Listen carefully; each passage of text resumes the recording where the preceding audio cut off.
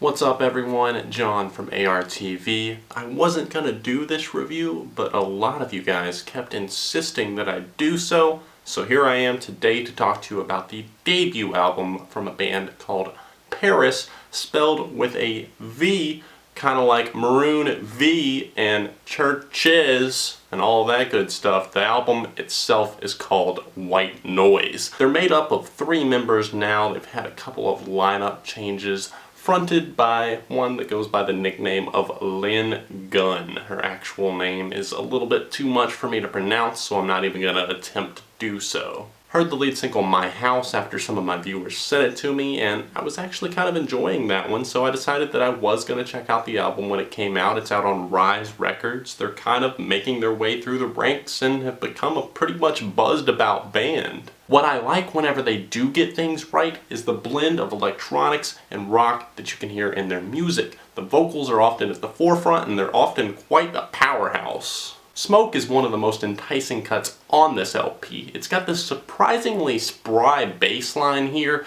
a light but effective guitar, and an emotive vocal performance. Their lead singer seems much more invested in the opening 3 tracks on this LP than she does on the majority of the rest of the remaining tracks, and that's a problem for me. I'll hold off for now, but we'll get to it. Smoke opened things up, and then comes St. Patrick. It's got this rather rousing synth line to it that builds up excitement for the track itself. I have to say that I'm pleased with the outcome here on this one. Once again, the effort is there, the instrumentation is well executed on this one, and it makes for a good pop-leaning rock jam. I mentioned earlier that I had found favor with the band once again in the single My House. Like I said, people had sent it to me, I was digging it. I think I liked the blend of the electronics there in the background. It's very much a powerful track and very vocal-centric, and that's what I like on this one. It showcases what Lynn can do. All of those electronic and rock elements were blending so well together in those opening 3 tracks, and it felt like if they were going to apply that to the rest of this record, then it was going to be something that I thoroughly enjoyed. But the album started to go downhill after that. The album lost its spark, its ambition, its drive, and the band tended to settle for more mediocre, mid-tempo tracks than those that had a little bit more spunk to them throughout the majority of the remaining tracks here. I like their vocalist, but she doesn't sell it like she wants to a lot of the time. I often find that the lyrics and the lack of interesting instrumentation on many of these tracks is what's to blame for my lack of interest in this content. Look at Holy and even Eyelids. There's a lot of monotonous instrumentation that feels like at times it's kind of building up to something and there's just never any payoff. The title track, White Noise, slips into electronic territory big time, and I honestly don't know if that's a good move for this band. They've proven to us that they can make those elements fuse correctly whenever they do the electronics and the rock, but putting a little bit more focus on the electronics on a track like this, I just don't think it works for them. It's not that it sounds awful, it just doesn't sound like a group effort. Fire lights things up a bit as Lynn growls the line, "You can't cheat death when you're digging your own grave."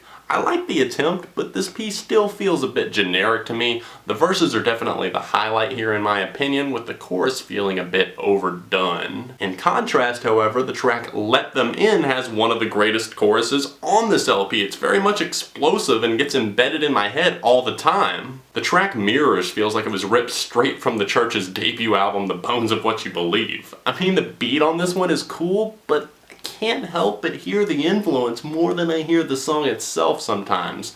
I really do try and look at it objectively though, try not to hear those outside influences, and when I do hear it like that, I'll admit that it's a pretty entertaining track. The comparison did not ruin the song for me, and I often find myself really enjoying the synth work on this one. It's really catching and captivating. Overall, White Noise is just a record that often kills its own vibe by trying to incorporate too many elements into one thing. They've got talent. Hopefully they can show us more of what they can do on the guitars and drums in the future, instead of just opting for this less than hypnotic drum pattern that they often go for and some of the run-of-the-mill chord progressions. PVRIS' debut album is a 3 out of 5 for me. If you guys have heard White Noise, let me know your thoughts on it in the comment section down below. Of course, smash the like button on this video and consider donating to the channel. The top link in the description down below is how you can do that. It helps things keep going and helps me keep getting reviews to you guys. I'm going to be doing a major update video soon about ARTV and everything that's going on, so make sure you subscribe to the channel. You don't want to miss out on that because merch is in the works